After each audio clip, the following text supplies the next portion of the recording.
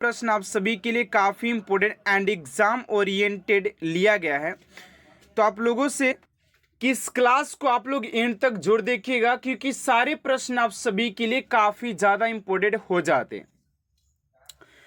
पहला प्रश्न आप सभी से पूछा जा रहा है कि बायोगैस का मुख्य घटक क्या है। बायोगैस का मुख्य घटक क्या है? तो राइट आंसर हो जाएगा आप सभी का ऑप्शन नंबर डी, यानी कि मीथेन। ऑप्शन नंबर डी आप सभी का राइट आंसर हो जाएगा।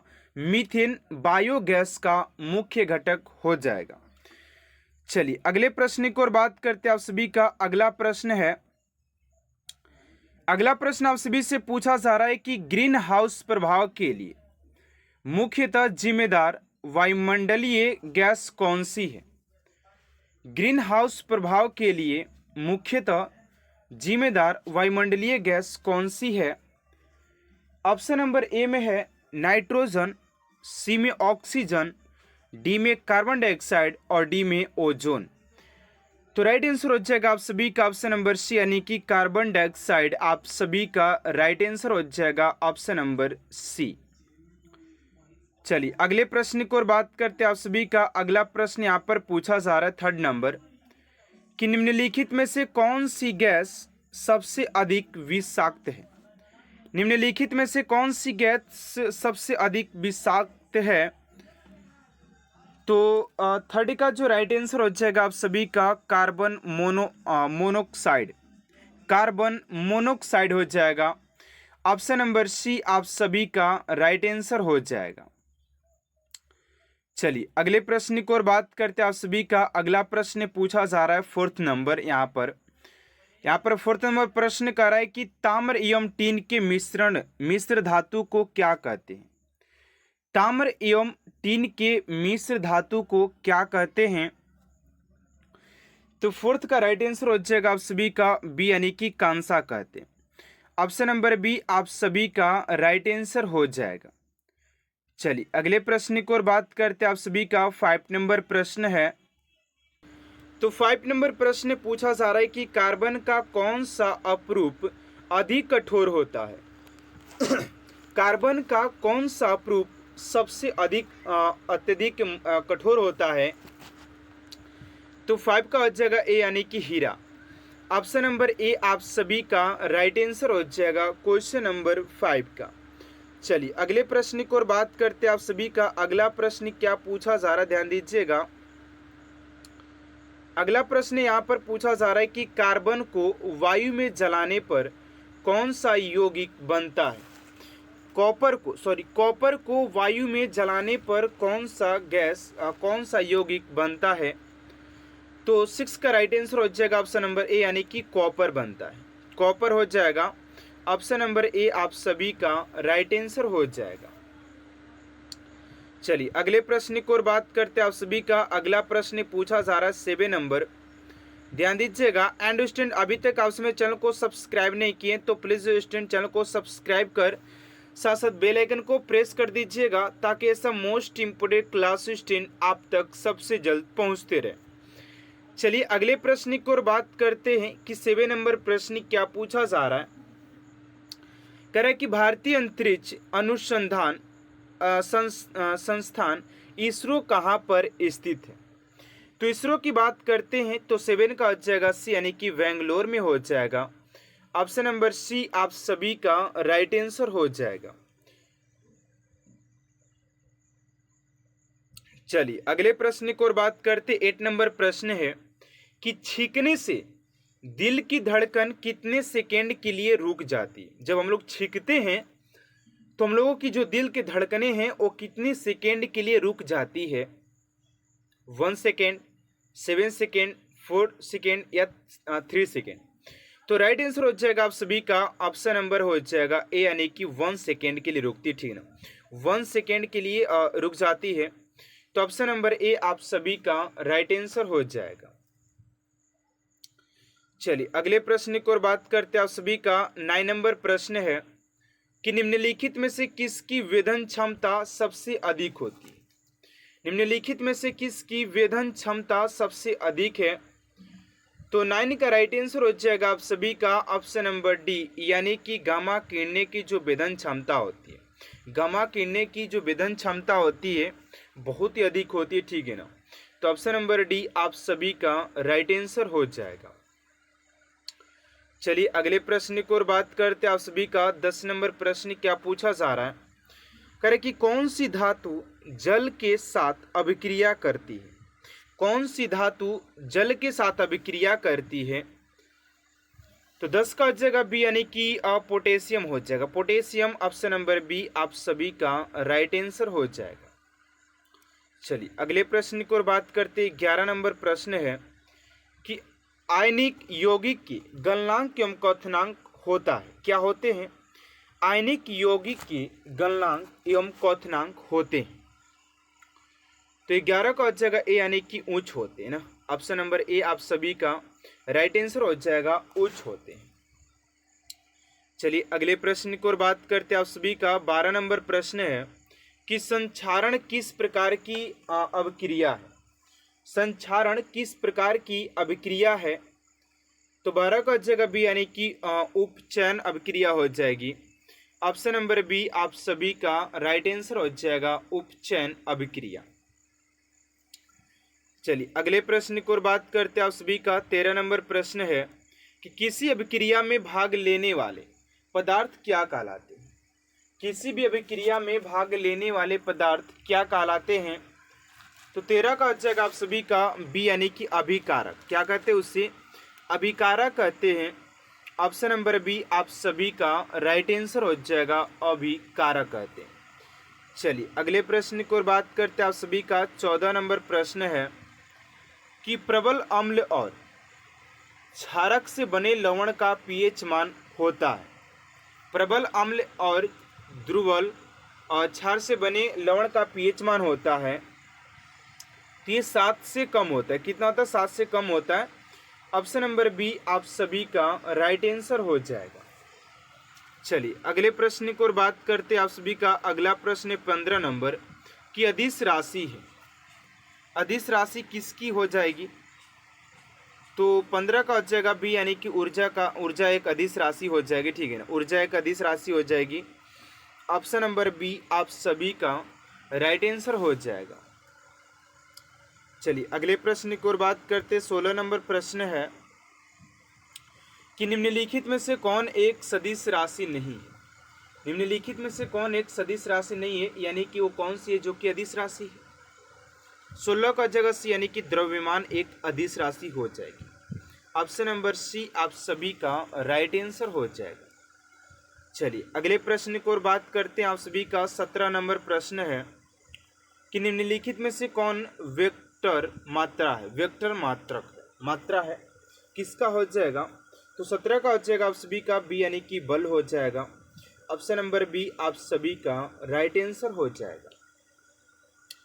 चलिए अगले प्रश्न की ओर बात करते हैं। 18 नंबर कि एसआई पद्धति में लेंस की शक्ति की इकाई क्या होती है, एसआई पद्धति में लेंस की एसआई इकाई क्या होती है। तो 18 का हो जाएगा डी, यानी कि डायोप्टर हो जाएगा, डायोप्टर ऑप्शन नंबर डी आप सभी का राइट आंसर हो जाएगा। चलिए अगले प्रश्न की ओर बात करते 19 नंबर प्रश्न है कि विद्युत मात्रा की इकाई क्या है, विद्युत मात्रा की इकाई क्या है। तो 19 का हो जाएगा बी, यानी कि एम्पियर हो जाएगी, क्या हो जाएगी, एम्पियर, ऑप्शन नंबर बी आप सभी का राइट आंसर हो जाएगा। चलिए अगले प्रश्न की ओर बात करते हैं। आप सभी का अगला प्रश्न क्या पूछा जा रहा है, 20 नंबर प्रश्न है, करे कि मात्रकों की अंतर्राष्ट्रीय पद्धति कब लागू की गई, मात्रकों की अंतर्राष्ट्रीय पद्धति कब लागू की गई। तो 20 का राइट आंसर हो जाएगा 1971 में, ऑप्शन नंबर ए आप सभी का राइट आंसर हो जाएगा। चलिए अगले प्रश्न की ओर बात करते हैं। आप सभी का 21 नंबर प्रश्न की ज्योति तीव्रता मात्रक है, आप सभी के मात्रक और एसआई पद्धति से आप सभी के 1 से 2 प्रश्न एग्जाम में 100% पूछे जाएंगे, ध्यान दीजिएगा। तो ज्योति तीव्रता की बात करें तो कैंडेला का हो जाएगा, 21 का हो जाएगा बी, यानी कि कैंडेला। चलिए अगले प्रश्न की ओर बात करते हैं। 22 नंबर प्रश्न है कि इंसुलिन की खोज किसने किया था, इंसुलिन की खोज किसने किया था? तो वैटिक एवं वेस्ट हो जाएंगे। ऑप्शन नंबर सी आप सभी का राइट आंसर हो जाएगा। चलिए अगले प्रश्न की ओर बात करते हैं। आप सभी का 23 नंबर प्रश्न है कि अमोनिया गैस बनाने की हैबर विधि में किस उत्प्रेरक का प्रयोग किया जाता है? किस उत्प्रेरक का प्रयोग किया जाता है? तो 23 का हो जाएगा डी, यानी कि लोह चूर्ण का प्रयोग किया जाता है। ऑप्शन नंबर डी हो जाएगा। चलिए अगले प्रश्न की ओर बात करते 24 नंबर कि कोशिका का अध्ययन कहलाता है। कोशिका का अध्ययन कहलाता है। तो 24 का आ जाएगा आप सभी का 24 का आ जाएगा आप सभी का ऑप्शन नंबर डी, यानी कि साइटोलॉजी हो जाएगा। Option number D. चलिए अगले प्रश्न की ओर बात करते हैं। 25 नंबर प्रश्न है कि सर्वप्रथम जीवाणु का पता किसने लगाया था? सर्वप्रथम जीवाणु का पता किसने लगाया था? 25 का हो जाएगा ए, यानी कि ल्यूवेन हॉक ने लगाया था। ल्यूवेन हॉक ने लगाया था। अगला प्रश्न की परमाणु ऊर्जा आयोग का गठन किसकी अध्यक्षता में किया गया था? परमाणु ऊर्जा का संगठन किसकी अध्यक्षता में किया गया था? तो 18 मई 1974 में किया गया था। अगला प्रश्न मानव रेटिना पर बना प्रतिबिंब होता है। मानव रेटिना पर बने प्रतिबिंब की बात करें तो वास्तविक वो उल्टा होता है ना, वास्तविक और उल्टा। अगला है कि पोलियो के टीका की खोज किसने किया था? तो ये हो जाएंगे आप सी के जॉन ई साल्क हो जाएंगे। ऑप्शन नंबर सी आप सभी का राइट आंसर हो जाएगा। आप सभी के लिए काफी इंपोर्टेंट एंड एग्जाम ओरिएंटेड लिया गया है। पहला प्रश्न आप सभी से पूछा जा रहा है कि हड़प्पा सभ्यता की खोज किसने की थी? आप सभी का पहला प्रश्न पूछा जा रहा है कि हड़प्पा सभ्यता की खोज किसने की थी? हड़प्पा सभ्यता की खोज किसने की थी? तो राइट आंसर हो जाएगा आप सभी का ऑप्शन नंबर ए, यानी कि दयाराम साहनी आप सभी का राइट आंसर हो जाएगा। स्टूडेंट अगर आप सभी को अगर किसी भी प्रश्न का अगर आंसर पता होता है तो आप लोग क्वेश्चन नंबर के साथ साथ उस क्वेश्चन का आंसर भी कमेंट बॉक्स में देख सकते हैं, ठीक है ना। जिससे क्या होगा कि आप सभी को एक आइडियाज लगेगा कि आप सभी को कितना प्रश्न आ रहा है, आप लोग कितना प्रिपरेशन अपने इस वर्दी को पाने के लिए कर रखे। चलिए अगले प्रश्न की ओर बात करते हैं। आप सभी का अगला प्रश्न सेकेंड नंबर कि वह शासक जिसने एक सच्चे मैन जैन मुनि की तरह उपवास के द्वारा शरीर त्याग दिया कौन था? करे कि वह कौन शासक जिसने एक सच्चे जैन मुनि की तरह उपवास के द्वारा शरीर त्याग दिया था? तो सेकेंड का जो राइट आंसर हो जाएगा आप सभी का ऑप्शन नंबर सी, यानी कि Chandragupta Maurya. Option number C Chandragupta Maurya. Option number C आप सभी का राइट आंसर हो जाएगा। सॉरी ऑप्शन नंबर सी नहीं यार, यहाँ पर स्टूडेंट आप सभी का ये option number C is wrong answer है। बट इस क्वेश्चन का जो राइट आंसर हो जाएगा आप सभी का ऑप्शन नंबर ए, यानी कि बिंदुसार वैसा शासक था जो कि उपवास के द्वारा अपने शरीर को त्याग दिया था। ऑप्शन नंबर ए आप सभी का राइट आंसर हो जाएगा। चलिए अगले प्रश्न की ओर बात करते हैं। आप सभी का अगला प्रश्न यहाँ पर पूछा जा रहा है कि तराइन का प्रथम युद्ध 1191 ईस्वी में किसके मध्य लड़ा गया था? तराइन का प्रथम युद्ध 1191 ईस्वी में किसके मध्य लड़ा गया था? तो इस क्वेश्चन का जो राइट आंसर हो जाएगा, तो थर्ड का जो राइट आंसर हो जाएगा आप सभी का ऑप्शन नंबर बी, यानी कि मोहम्मद गौरी और पृथ्वीराज तृतीय के द्वारा लड़ा गया था। ऑप्शन नंबर बी आप सभी का राइट आंसर हो जाएगा। चलिए अगले प्रश्न की ओर बात करते हैं। आप सभी का 4 नंबर प्रश्न है कि अंग्रेजों ने फूट डालो और शासन करो नीति कब अपनाई थी? अंग्रेजों ने फूट डालो और शासन करो की नीति कब अपनाई थी? तो 4 का जो राइट आंसर हो जाएगा आप सभी का ऑप्शन नंबर सी, यानी कि 1858 ईस्वी में अपनाया गया था। ऑप्शन नंबर सी आप सभी का राइट आंसर हो जाएगा। चलिए अगले प्रश्न की ओर बात करते हैं आप सभी का। 5 नंबर प्रश्न है कि इंग्लैंड में गृह युद्ध कितने वर्षों तक चला था। इंग्लैंड में गृह युद्ध कितने वर्षों तक चला था। ऑप्शन नंबर ए में 4 वर्ष, बी में 7 वर्ष, सी में 2 वर्ष और डी में 10 वर्ष। तो 5 का जो राइट आंसर हो जाएगा आप सभी का ऑप्शन नंबर बी, यानी कि ये चला था 7 वर्षों तक चला था। ऑप्शन नंबर बी आप सभी का राइट आंसर हो जाएगा 7 ईयर्स। चलिए अगले प्रश्न की ओर बात करते हैं आप सभी का। 6 नंबर प्रश्न है।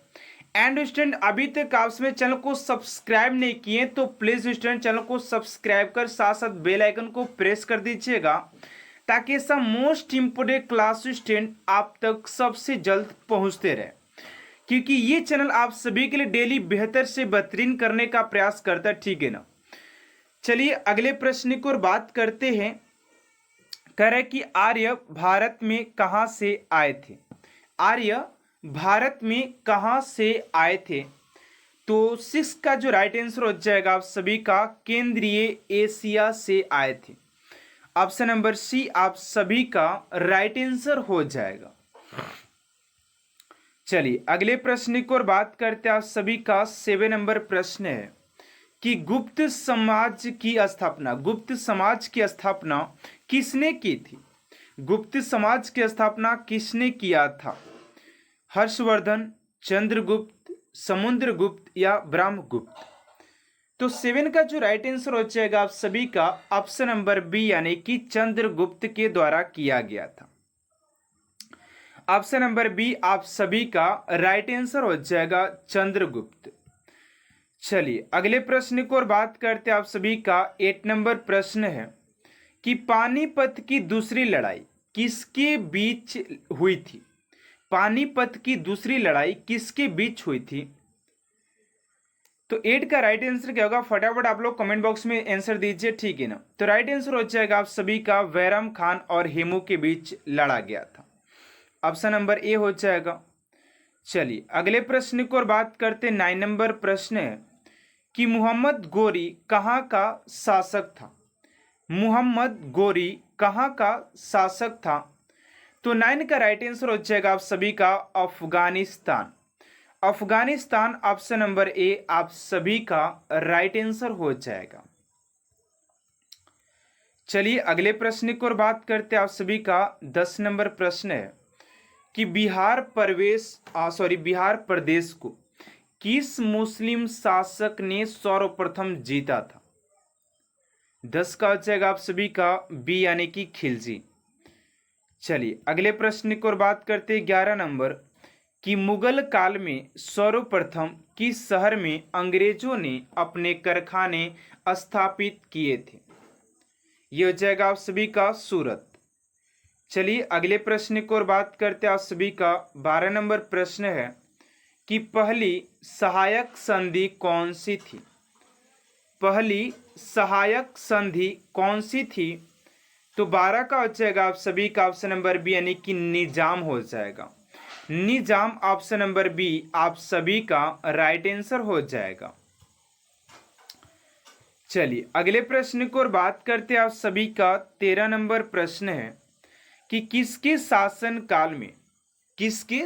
काल में प्रथम चीनी यात्री भारत आया था। किसके शासन काल में प्रथम चीनी यात्री भारत आया था। तो 13 का हो जाएगा आप सभी का चंद्रगुप्त द्वितीय। ऑप्शन नंबर डी हो जाएगा चंद्रगुप्त द्वितीय आप सभी का राइट आंसर हो जाएगा। चलिए अगले प्रश्न की ओर बात करते। 14 नंबर प्रश्न है कि निम्नलिखित मुगल शासकों में से किसे प्रिंस ऑफ विल्डर्स के नाम से पुकारा जाता है। तो 14 का हो जाएगा आप सभी का शाहजहां। ऑप्शन नंबर सी आप सभी का राइट आंसर हो जाएगा शाहजहां को कहा जाता है। चलिए अगले प्रश्न की ओर बात करते हैं आप सभी का। 15 नंबर प्रश्न है कि सिख समुदाय के अंतिम गुरु कौन थे। सिख समुदाय के अंतिम गुरु कौन थे। तो 15 का हो जाएगा सभी का ऑप्शन नंबर सी यानी कि Guru Gobind Singh. Option number C आप सभी का राइट आंसर हो जाएगा। चलिए नेक्स्ट प्रश्न की ओर बात करते हैं आप सभी का। अगला प्रश्न क्या दिया गया है, कह रहा है कि कुचिपुड़ी नृत्य कहाँ आरंभ हुआ था। कुचिपुड़ी नृत्य कहाँ आरंभ हुआ था तो 16 का हो जाएगा आप सभी का आंध्र प्रदेश। आंध्र प्रदेश कुचिपुड़ी आंध्र प्रदेश, यानी कि आंध्र प्रदेश का नृत्य जो हो जाता है कुचिपुड़ी हो जाएगा। पंजाब की बात करें तो आपसी के भांगड़ा गिद्दा भी हो जाता है। चलिए अगले प्रश्न की ओर बात करते। 17 नंबर प्रश्न है कि चित्रकला की गांधार शैली का सूत्रपात किसके द्वारा किया गया था। चित्रकला की गांधार शैली का सूत्रपात किसके द्वारा किया गया था। 17 का जगह बी यानी कि महायान संप्रदाय के द्वारा किया गया था। ऑप्शन नंबर बी स्टूडेंट आप सभी का राइट आंसर हो जाएगा। चलिए अगले प्रश्न की ओर बात करते हैं। 18 नंबर कि ताजमहल की डिजाइन तैयार करने वाला वास्तुकार कौन था। ताजमहल का डिजाइन तैयार करने वाला वास्तुकार कौन था। 18 का हो जाएगा आप सभी का बी यानी कि उस्ताद ईसा था। ऑप्शन नंबर बी उस्ताद ईसा। चलिए अगले प्रश्न की ओर बात करते 19 नंबर कि बौद्धों के विश्वास के अनुसार गौतम बुद्ध का अगला अवतार किसे माना जाता है तो कल्कि हो जाएगा। कल्कि ऑप्शन नंबर ए, कल्कि option number A.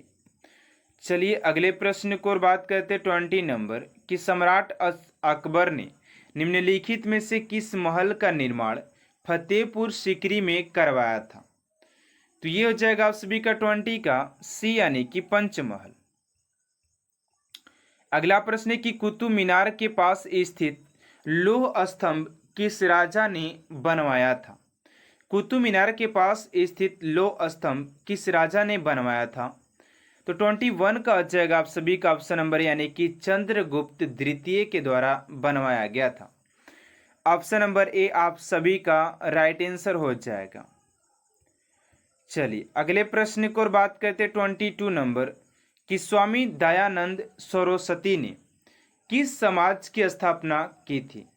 Swami Dayanand Saraswati ने किस समाज की स्थापना की थी। तो 22 का हो जाएगा आप सभी का ऑप्शन नंबर बी यानी कि आर्य समाज की स्थापना किया था। ऑप्शन नंबर बी आप सभी का करेक्ट आंसर हो जाएगा। अगला प्रश्न 23 नंबर की निम्नलिखित में से किसने इबादत खाना बनवाया था। तो 23 का हो जाएगा आप सभी का ऑप्शन नंबर यानी कि अकबर के द्वारा बनवाया गया था। ऑप्शन नंबर ए आप सभी का राइट आंसर हो जाएगा। चलिए अगले प्रश्न की ओर बात करते 24 नंबर प्रश्न आप सभी का क्या पूछा जा रहा है, कह रहे कि भारत की प्रथम महिला शासक बनी थी। भारत की ऐसी कौन सी महिला थी जो कि प्रथम शासक थी। तो 24 का हो जाएगा आप सभी का रजिया बेगम। ऑप्शन नंबर बी रजिया बेगम। चलिए नेक्स्ट प्रश्न की ओर बात करते करें कि टीपू सुल्तान कहाँ का शासक था। टीपू सुल्तान कहाँ का शासक था।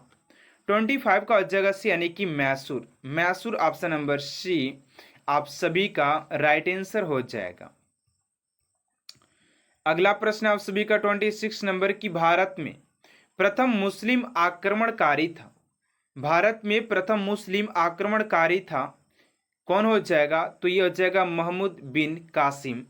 Option number C Mahmud bin Qasim प्रथम आक्रमणकारी हो जाएगा जिन्होंने भारत पर आक्रमण किया था। ये 17-18 बार ऐसी कुछ करके या 15 बार आक्रमण किया था, ठीक है ना। तो बाबर तो 5 बार भारत पर आक्रमण किया ही था।